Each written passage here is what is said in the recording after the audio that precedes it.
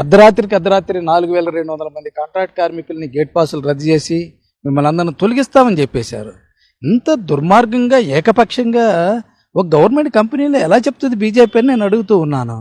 మరొక 1,200 మంది ఆఫీసర్స్ని వేరే కంపెనీలకి మార్చేయబోతున్నారు. ఇంకొక 2,500 మంది పర్మనెంట్ కార్మికులు ఉద్యోగాలను తీసేస్తామని చెప్తున్నారు. జీతాలు కోత పెట్టేసేశారు. ఆఖరికి విద్యుత్ ఛార్జీలు కూడా ఒక యూనిట్ 8 రూపాయలు పెంచేశారు. ఏకపక్షంగా కార్మికుల మీద విచ్చలవిడిగా దాడి చేస్తున్నారు. ఒకవైపేమో చంద్రబాబు నాయుడు గారు మేము కాపాడుతాము, దీన్ని అభివృద్ధి చేస్తామని చెప్తున్నారు మాటలు. ఇవన్నీ జరిగింది లోకేష్ గారు 2 రోజులు విశాఖపట్నంలో ఉన్నప్పుడు చేశారు. మరి రాష్ట్ర ప్రభుత్వం ఏం చేస్తుందని నేను అడుగుతున్నాను. బీజేపీ బరి తెగించి వ్యవహరిస్తూ ఉంటే, విశాఖపట్నం స్టీల్ ప్లాంట్ నాశనం చేయాలని పూనుకుంటూ ఉంటే చంద్రబాబు నాయుడు గారు కూటమి ప్రభుత్వం ఏం చేస్తుంది? పవన్ కళ్యాణ్ గారు ఏం చేస్తున్నారు? ఆయన బాధ్యత లేదా నేను అడుగుతూ ఉన్నాను. తిరుపతి చుట్టూ తిరిగితే ఆంధ్ర రాష్ట్రం అభివృద్ధి అవుతుందా? తిరుపతి లడ్డు చుట్టూరు తిరిగితే విశాఖపట్నం కార్మికులందరినీ ఉద్యోగాలను బోరబీకేస్తుంటే బీజేపీ నీ తిరుపతి లడ్డు ఏమిటా? రోజు ఇదే పని అంటే నీకు ఇంకా ఏం కార్మికుల సమస్యలు పట్టవా?